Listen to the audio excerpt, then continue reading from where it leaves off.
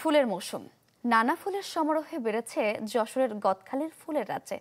আমরা সেই ফুলের রাজ্য থেকে ঘুরে আসবো। আমাদের সঙ্গে যুক্ত হচ্ছেন সহকর্মী তৌহিদুর রহমান। তৌহিদ। সারিকা, আপনি জানেন যে সারা বছরই যশোরের গদখালির এই অঞ্চলে ফুলের চাষ হয়। যদিও এই শীত মৌসুম হচ্ছে ফুল আবাদের এবং বিপণনের ভরা মৌসুম। স্বাভাবিকভাবেই শীতের দেখার সাথে সাথে ফুলের বাজারও বাড়তে শুরু করেছে। যদিও এখানকার ব্যবসায়ীরা বলছেন যে এখনো ফুলের দাম তেমন বাড়েনি এবং হিরন আরও মিনারেল ওয়াটার মাত্র 50 পয়সায় প্রতি লিটার।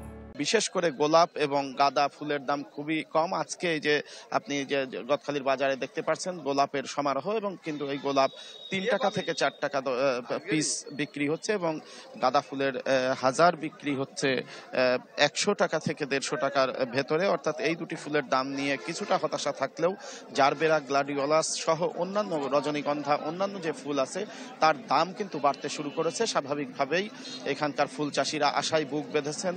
সামনে 16ই ডিসেম্বর বিজয় দিবস, এর পরপরই ইংরেজি নববর্ষ এবং জানুয়ারি এবং ফেব্রুয়ারিকে মাস জুড়ে যে বিভিন্ন উৎসব রয়েছে, এই উৎসবকে ঘিরে কিন্তু এখানকার ফুল চাষিরা, ব্যবসায়ীরা আশায় বুক বাঁধছেন।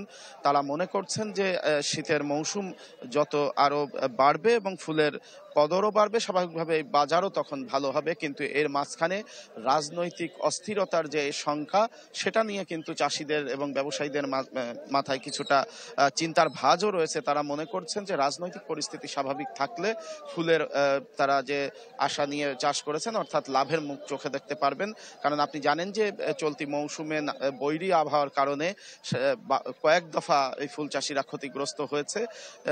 শেষে বর্ষা মৌসুম চলে যাওয়ার পরে নতুন করে আবার তারা আবাদে নেমেছেন।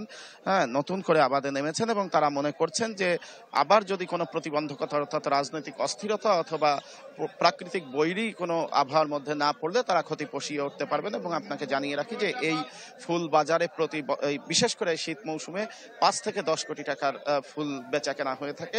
সেই টার্গেট নিয়েই কিন্তু এবার এখানকার চাষিরা এবং ব্যবসায়ীরা কাজ করছেন। ধন্যবাদ আপনাকে। দর্শক, যশোরের গদখালির ফুলের বাজার থেকে যুক্ত হয়েছিলেন সহকর্মী তৌহিদুর রহমান।